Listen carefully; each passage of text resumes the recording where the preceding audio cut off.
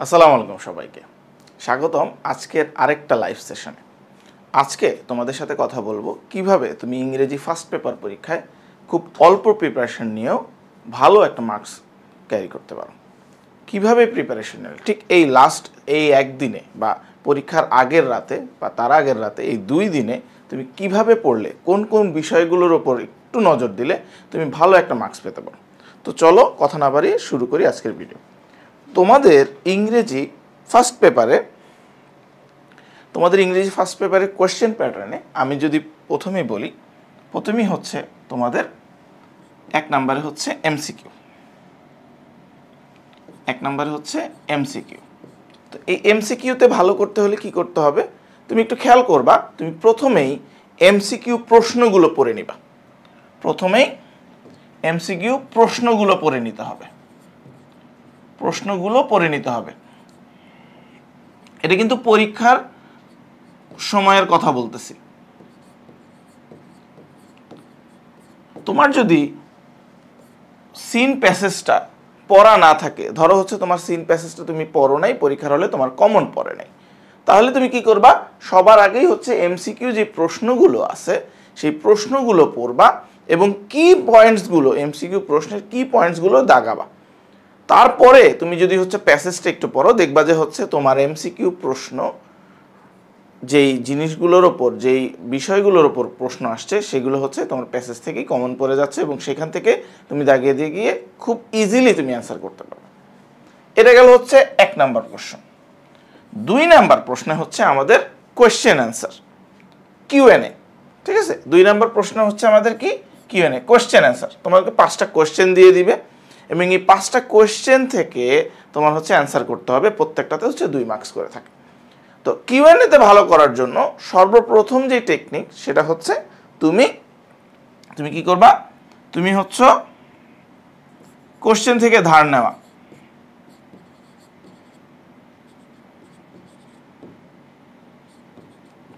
Question থেকে ধার নেওয়া, এটা কিভাবে করব খেয়াল করে দেখো। আমরা সবাই জানি যে আমি যদি হচ্ছে কোয়েশ্চেন অ্যান্সারে হুবহু প্যাসেজ উঠায় দেই তাহলে হচ্ছে আমি নাম্বার পাই না, নাম্বার দেয় না টিচাররা। সো একটা কোয়েশ্চেন যদি আমি এখানে লিখি, কোয়েশ্চেনটা হচ্ছে ধরো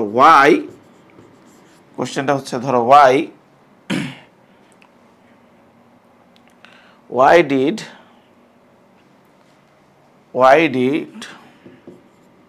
we dream। ধরো এই একটা কোশ্চেন, এই কোশ্চেনটা আসলো। তো এই কোশ্চেনটা থেকে তুমি হচ্ছে ধার নিয়ে আগে লেখা শুরু করবা উই ড্রিম অ্যান্সারে এইভাবে লিখবা, উই ড্রিম বিকজ, খেয়াল করো দেখো, উই ড্রিম বিকজ যেহেতু হচ্ছে এখানে কোশ্চেনে ওয়াই আছে, সো আমরা দিব উই ড্রিম বিকজ। এখন এইখানে তোমার রিজনটা দেখা, তুমি দেখবা যে প্যাসেজের ভিতরে কেন আমরা স্বপ্ন দেখি এটার অনেকগুলো উদাহরণ দেওয়া আছে বা এটার একটা সেন্টেন্স দেওয়া আছে। সেইখান থেকে আমার হচ্ছে কি এই যে উই ড্রিম বিকজ এইটার পরে লিখতে হবে যে কেন আমরা স্বপ্ন দেখি। তো এইখানে মূলত প্যাসেজটা পড়লে, তুমি যদি প্যাসেজটা পড়ে থাকো তাহলে তুমি বুঝবা যে আমরা কেন স্বপ্ন দেখি এটার স্পেসিফিক কোনো অ্যান্সার এখনো রিসার্চাররা পায় নাই। সো তুমি ওইটাই লিখবা, কোনো অ্যাপ্রোপ্রিয়েট অ্যান্সার এখনো রিসার্চাররা পায়নি, তবে আমাদের স্বপ্ন দেখার কারণ এভাবে থাকতে পারে। সো তুমি যদি এইভাবে কোশ্চেন থেকে ধার নিয়ে এভাবে লেখো তাহলে হুবহু প্যাসেজ উঠানো হয় না, বাট প্যাসেজ থেকেই আমি অ্যান্সার করতে পারতেছি। ওকে, তোমার আলাদা করে নিজের হচ্ছে বুদ্ধি খাটিয়ে প্যাসেজটা কমন না পড়লেও তুমি হচ্ছে কিন্তু এই কোশ্চেনগুলো অ্যান্সার করতে পারো। এবং খেয়াল করবা যে তোমাদের ফার্স্ট অ্যান্ড ফরমোস্ট বিষয়গুলো হচ্ছে কোশ্চেনের অ্যান্সার করা। অ্যান্সার না করলে কিন্তু তুমি নাম্বার পাবে না। সো তোমার সর্বপ্রথম যেই তোমার বিষয়টা মাথায় রাখতে হবে যে ফুল মার্কস অ্যান্সার করা।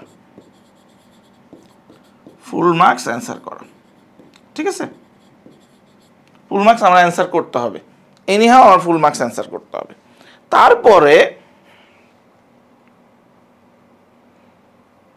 তারপরে যে কোশ্চেন টাইপ সেটা হচ্ছে ফ্লো চার্ট। তারপরে যে কোশ্চেন টাইপ সেটা হচ্ছে ফ্লো চার্ট। তো ফ্লো চার্টে হচ্ছে কি, ফ্লো চার্টে সাধারণত একটা প্যাসেজ দেওয়া থাকে, সেই প্যাসেজ থেকে স্পেসিফিক একটা টপিকের উপর ইনফরমেশন তোমাকে দিতে বলে। সাধারণত এই ফ্লো চার্টের ইনফরমেশনগুলো হয় কিসের, ফ্লো চার্টের ইনফরমেশনগুলো হচ্ছে স্পেসিফিক টেকনিকে হয়। এখানে হয় আইএনজি দিয়ে, আইএনজি যুক্ত থাকে, অথবা নাউন দিয়ে স্টার্ট হয়। হ্যাঁ, নাউন দিয়ে স্টার্ট হয়। সো তোমার ওইখানে যেই বিষয়গুলোর উপর, যেই বিষয়টা থেকে তোমাকে উত্তর করতে বসে, ফ্লোচার্ট করতে বসে, সেই বিষয়টার উপর তুমি একটা লিস্ট তৈরি করবা। সাধারণত বাজারের লিস্টে আমরা কি করি, আমরা চাল ডাল এভাবে করে লিখে থাকি না? সো ওইভাবেই তোমার এখানে ফ্লোচার্টে লিখতে হবে। ধরো আমি যদি একটা কোয়েশ্চেন বলি,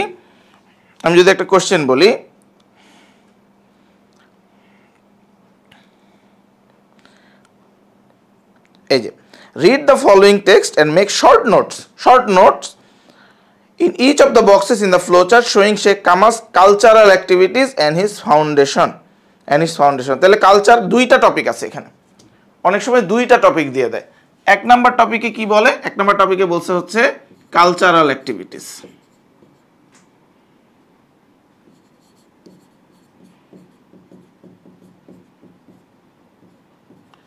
দুই নাম্বারে কি বলছে, একই কোশ্চেনে দুইটা, এটা হচ্ছে ইটস ফাউন্ডেশন অ্যান্ড ফাউন্ডেশনস। মানে সে কি কি ফাউন্ডেশন প্রতিষ্ঠা করছে। তো প্রথমেই আমরা যেটা করব সেটা হচ্ছে আমরা তিনটা, যেহেতু প্রথম টপিক কালচারাল অ্যাক্টিভিটিসে আমরা তিনটা পয়েন্ট লিখব, মানে তিনটা ফ্লো চার্ট করব। আর ফাউন্ডেশনে আমি দুইটা লিখবো, যে দুইটা ফাউন্ডেশনের কথা লিখবো। সো এইখানে তোমার ফ্লো চার্টে প্রথমেই যেই উত্তরটা দেওয়া আছে, প্রথমেই যেইটা দেওয়া থাকবে সেইটার উপর, প্রথমেই যেই উত্তরটা দেওয়া থাকবে যেটা হচ্ছে অ্যাজ এন এক্সাম্পল দেওয়া থাকবে, সেইটার উপর তোমার কি করতে হবে, সেটা যেইভাবে দেওয়া আছে, যেই স্ট্রাকচারে দেওয়া আছে, সেই স্ট্রাকচার অনুযায়ী তোমার হচ্ছে ফ্লো চার্ট লিখতে হবে। ওকে, আইএনজি দিয়ে শুরু করলে আইএনজি দিয়েই তোমার লিখতে হবে প্রত্যেকটা আইএনজি। যেমন হচ্ছে ধরো শেখ কামাল এস্টাবলিশ করছে হচ্ছে শেখ কামাল ক্রিয়াচক্র কাইন্ড অফ এরকম, বা হচ্ছে যে কালচারাল অর্গানাইজেশনটা সে হচ্ছে এস্টাবলিশ করছে, সেটা লিখতে হবে। ঠিক আছে, সো এটা গেল 3 নাম্বার কোশ্চেন। 4 নাম্বার কোশ্চেনে থাকে হচ্ছে সামারি কি করতে হবে, সামারিটা লিখতে হবে। সামারিটা কি করব, সামারিটা চেষ্টা করব হচ্ছে যদি প্যারাফ্রেজিং করতে পারি তাহলে প্যারাফ্রেজিং করব।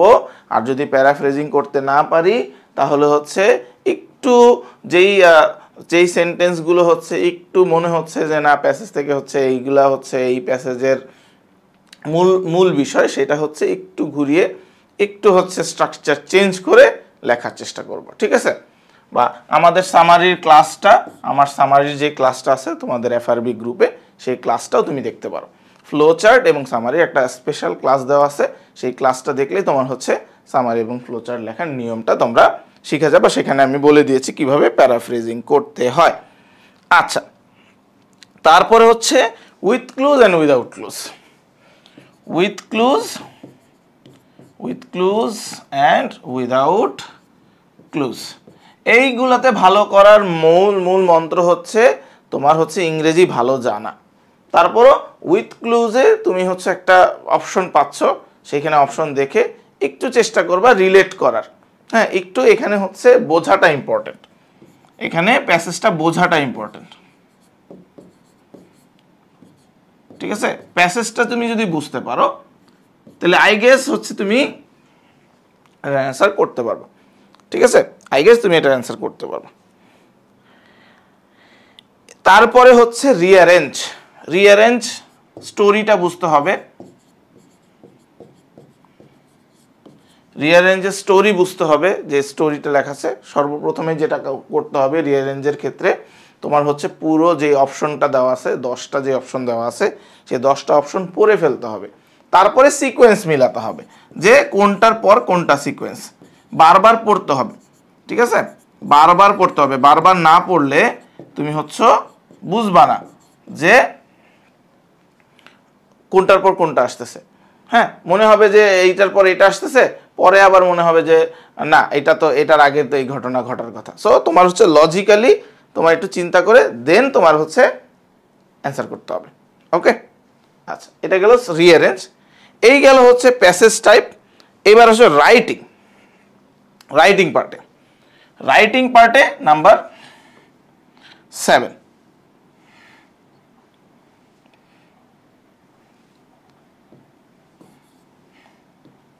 Question number 7। কোশ্চেন নাম্বার 7 এর রাইটিং এ সবার প্রথমেই তোমার হচ্ছে গ্রাফ চার্ট। গ্রাফ চার্টটা অ্যান্সার করা খুবই সহজ। তোমাকে হচ্ছে একটা গ্রাফ দিয়ে দিবে, একটা চার্ট দিয়ে দিবে, সেই চার্টটাকে তোমার হচ্ছে ডেসক্রাইব করতে হবে। এই চার্টের ভিতরে যা আছে সেটাই তোমার হচ্ছে ডেসক্রাইব করতে হবে ইন ওয়ার্ডস। সো এটার ক্ষেত্রে টিচাররা যেটা দেখে গ্রামাটিক্যাল মিস্টেকগুলো দেখে, যে তুমি কোনো গ্রামাটিক্যাল মিস্টেক করতেছো কিনা। সেই গ্রামাটিক্যাল মিস্টেকগুলো যদি তুমি না হয়, তোমার যে চার্টে তুমি চার্টটা দেখে তুমি যেটা বুঝতেছো সেটা বুঝে দুইটার ভিতরে কম্পেয়ার করবা। ধরো দুইটা ইনফরমেশন দেওয়া আছে, ধরো 2020 সালের একটা ইনফরমেশন দেওয়া আছে, 2021 সালের ইনফরমেশন দেওয়া আছে। এখন 2020 সালের থেকে 21 সালে কি বাড়ছে না কমছে সেটা তুমি বলতে পারো, কিন্তু তুমি তোমার নিজের ওপিনিয়ন বলতে পারো না, বা হচ্ছে বর্তমান অবস্থার সাথে কম্পেয়ার করে তুমি সেগুলো বলতে পারবে না, তোমার নিজের ওপিনিয়ন এখানে দিতে পারবে না। তো গ্রাফ চার্টে যে জিনিসটা হচ্ছে নিষেধ, সেটা হচ্ছে ওন ওপিনিয়ন। যেটা নিষেধ সেটা হচ্ছে ওন ওপিনিয়ন তুমি দিতে পারবা না। ওন ওপিনিয়ন তুমি দিতে পারবা না, ঠিক আছে। নেক্সট অন তোমার হচ্ছে ফ্লো চার্টে যেটা করতে হবে, প্রত্যেকটা ইনফরমেশনই কভার করতে হবে। প্রতিটি ইনফরমেশন কি করতে হবে? কভার করতে হবে। প্রতিটি ইনফরমেশন কভার করতে হবে। তারপরে 8 নাম্বার কোশ্চেনে আসতেছি, আমাদের হচ্ছে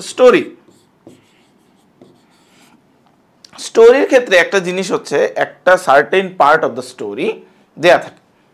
হ্যাঁ, certain part of the story দেওয়া থাকে। এখন বেশিরভাগই হচ্ছে ক্রিয়েটিভ স্টোরি আসে।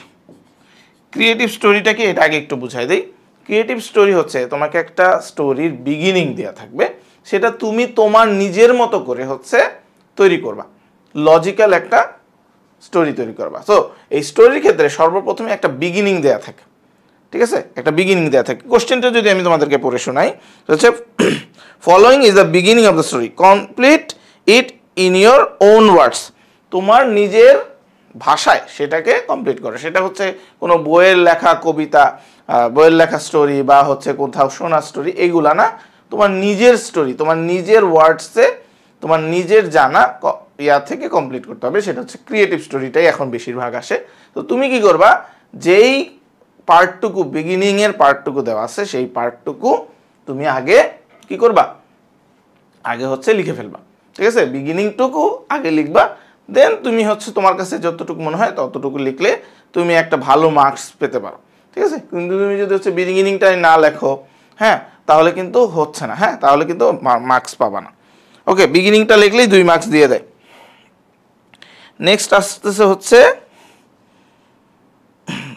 কোশ্চেন নাম্বার 9-এ 2023 সালের কোশ্চেন প্যাটার্ন অনুযায়ী লেটার। সো লেটারের অনেক ক্লাস তোমরা করেছো, লেটার কিভাবে লিখতে হয়। হ্যাঁ, আমি আজকে স্ট্রাকচার দেখাচ্ছি না। লেটারে ভালো করার মূল বিষয় হচ্ছে কিপ ইট সিম্পল রাখার চেষ্টা করো, এবং হচ্ছে অন টপিক, টু দ্য পয়েন্টে লিখবা, টু দ্য পয়েন্টে লিখে ফেলবা, ঠিক আছে। টু দ্য পয়েন্টে লিখে ফেলবা। টু দ্য পয়েন্টে লিখলে কি হবে, তোমার হচ্ছে অল্প লিখলেও তুমি মার্কস বেশি পাবা। আর তুমি যদি চিন্তা করো যে না আমি বেশি লিখবো, বাট হচ্ছে হাবিজাবি কথা লিখবো, ধরো তোমাকে লিখতে বলছে হচ্ছে what is your plan after HSC exam, এটা লিখতে বলছে। তুমি বললা যে এইচএসসি এক্সামে আমি কি করতেছি, এইচএসসি এক্সামের প্রিপারেশনের জন্য কি করতেছি, তাইলে হচ্ছে তুমি কোনো মার্কসই পাবা না। সো অনেকেই হচ্ছে এই জিনিসটা করে। সো তুমি টু দ্য পয়েন্টে অল্প লিখলেও তুমি হচ্ছে কি ম্যাক্সিমাম নাম্বার পাবা যদি হচ্ছে টু দ্য পয়েন্ট লেখা। এবং হচ্ছে আবার একটা কথা বলতেছি, গ্রামাটিক্যাল মিস্টেক করা যাবে না, সিম্পল সেন্টেন্সে লিখে ফেলো তাইলেই হবে। ওকে, সো এই হচ্ছে 2023 সালের কোয়েশ্চেন প্যাটার্ন অনুযায়ী তোমাদেরকে একটু ধারণা দেওয়ার চেষ্টা করলাম যে কিভাবে তুমি হচ্ছে একটা ভালো মার্কস পেতে পারো এই কয়েকদিনের এই প্রিপারেশন নিয়ে। ঠিক আছে, তুমি যদি হচ্ছে একটু জাস্ট হচ্ছে এই বাংলা সেকেন্ড পেপার পরীক্ষা দিয়ে এসে জাস্ট হচ্ছে একটু কোয়েশ্চেন অ্যানালাইসিস করো, তাহলেই তুমি হচ্ছে বোর্ড কোশ্চেনে যদি একটু অ্যানালাইসিস করো তাহলে তুমি কিন্তু বুঝে যাবা যে কিভাবে আমার হচ্ছে কোন জিনিসগুলো আমার পড়তে হবে, কোথায় কোথায় আমার গুরুত্ব দিতে হবে। তুমি জাস্ট এই কয়টা দিন মানে এই একদিন বা যে কয়দিন বাকি আছে পরীক্ষা বাংলা ইংলিশ ফার্স্ট পেপার পরীক্ষার, সেই কয়দিন তুমি হচ্ছে জাস্ট হচ্ছে বোর্ড কোশ্চেনগুলো দেখো এবং সেই অ্যান্সারগুলো দেখো এবং চেষ্টা করো নিজে থেকে সেগুলো অ্যান্সার করার। ওকে, তোমার যেই জায়গায় দুর্বলতা আছে, তোমার যদি কোশ্চেন অ্যান্সারে দুর্বলতা থাকে তাহলে তুমি আগে দেখো ওই প্যাসেজের কোশ্চেন অ্যান্সারগুলো কিভাবে দেওয়া আছে, দেন নিজে থেকে ট্রাই করো। ওকে, সো আজকের জন্য এই পর্যন্তই। সবাই ভালো থাকো, সবাই সুস্থ থাকো, সবার সাথে দেখা হবে ইনশাআল্লাহ পরবর্তী কোনো ক্লাসে। আল্লাহ হাফেজ।